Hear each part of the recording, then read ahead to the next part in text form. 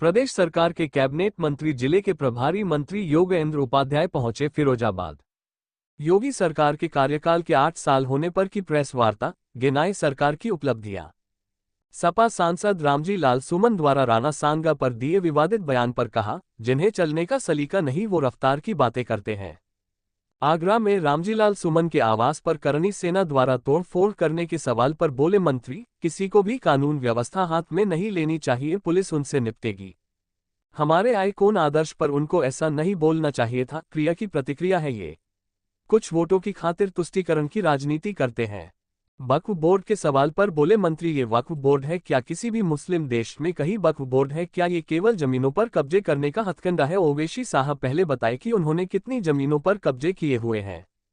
अखिलेश यादव के सरकार के पर बवाल कटा हुआ है, वहाँ पे पथराव किया है करनी सेना ने। और प्रदेश के मुखिया योगी आदित्यनाथ आज आगरा में मौजूद थे। भारतीय जनता पार्टी सुशासन की बात करती है, क्या कहेंगे? देखिए, अगर आप एक घटना को लेकर पूरे सुशासन पर प्रश्न चिन्ह लगाएंगे तो मैं समझता हूं कि ये बेईमानी होगा, नाइंसाफी होगा। सामने उन्होंने जो कुछ कहा उसका रिएक्शन यदि हुआ है तो रिएक्शन में कानून अपने हाथ में नहीं लेना चाहिए, बात निश्चित है, किसी को भी नहीं लेना चाहिए।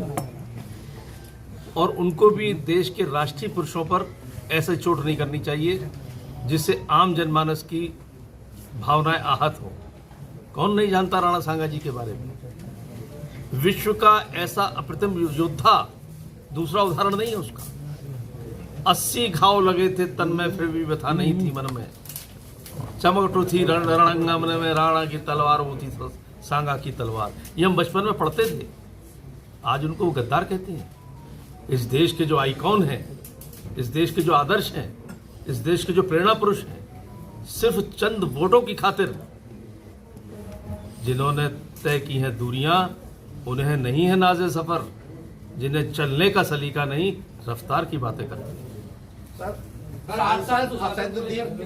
सरकार ने दिया है सुरक्षा, सुशासन और जनहित के सभी काम सेवा के, वही अभी भी कर रहे हैं, आगे भी करेंगे।